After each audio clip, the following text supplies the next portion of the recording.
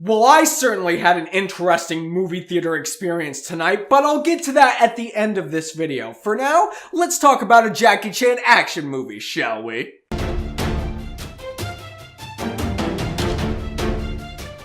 So The Foreigner is a new thriller action movie by director Martin Campbell, who brought us Casino Royale starring Daniel Craig, which is, in my opinion, the best James Bond film we have ever gotten. And in The Foreigner, a gentleman played by Jackie Chan loses his wife and daughter in a bombing done by a terrorist group known as the IRA. After this point, Jackie Chan vows that he'll do whatever is necessary to hunt down and kill the people responsible, no matter who gets in his way. Even if the people who get in his way involve Pierce Brosnan, who's one of the higher-ups inside of the local government. At least that's what the trailer promised us, because in all honesty, Jackie Chan's hunt to find the terrorists responsible for his family's death is part of this movie, but for the majority of the runtime, it's about Pierce Brosnan's hunt to find these IRA terrorist people. And in that, The Foreigner has a really hard time trying to keep its tones and its story in check. However, I will not deny that the portions of this film where Jackie Chan is butting heads with Pierce Brosnan and trying to get information from him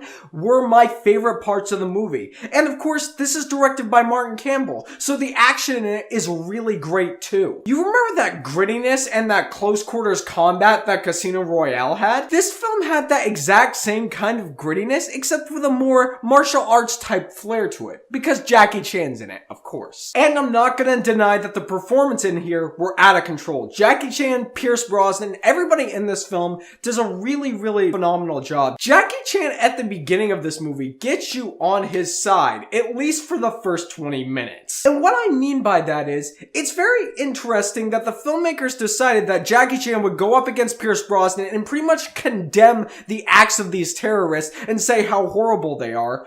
But then when he doesn't get the information he wants, he sets up his own kind of bomb inside of Pierce Brosnan's restroom. And I was thinking to myself, you know, maybe this would be a one-time thing just to show you how angry he is and he wouldn't do it ever again. But then Jackie Chan does these same kinds of acts throughout the entirety of the movie. So it starts to make me wonder why I even rooted for this guy in the first place. And besides the convoluted story, there is some really rough editing in here. There's a scene where Jackie Chan is sitting in a chair, somebody comes in to give him some tea, they turn their back around, and Jackie Chan isn't in the chair anymore, but he's downstairs inside of a van driving away. And then, I kid you not 2 minutes of screen time later, this same person comes down to find Jackie Chan inside of the van and says they've been looking for him all night. I mean, it was really jarring and confusing. I can't say it's as confusing as what the filmmakers decided to do with this story though, because it's a complete mess. Look, I know I said that Pierce Brosnan does a great job in this movie, and he does. He's a phenomenal actor,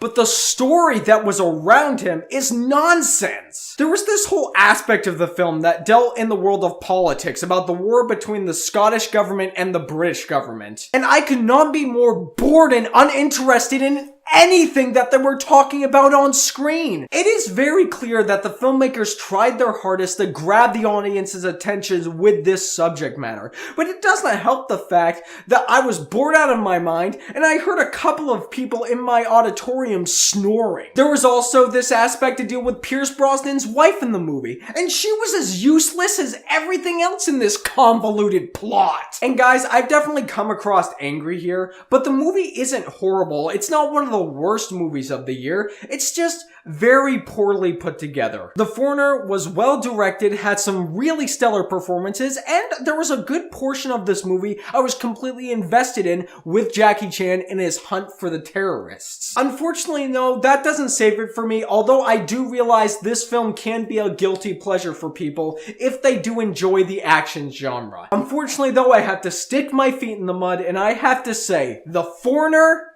stay in your shorts. Alright, you want a story? Here's your story. I sat down in the movie theater to watch The Foreigner. Everything seemed like it was going great. And then a couple of people walked in, sat down, and from the first action scene, from the very first 10 minutes into the movie, one of these people would not keep his mouth shut. And this is about a 2-hour movie we're talking about here, guys. From minute 10 until the credits, this person would not be quiet, reacted to everything that was going on screen. I thought I was gonna lose my mind. If you guys know what that's like, please leave it down in the comments below and tell me what your experience was like. But as always, it is what you guys say that matters. So have you had a chance to see The Foreigner, and what did you think of it? And more importantly, what is your favorite political thriller? Whatever your thoughts may be, leave a comment down below telling me those thoughts. And if you like what you've seen here and you want to see more, click right there and subscribe and become part of the fray of nerds who love cinema. You all have a fantastic day.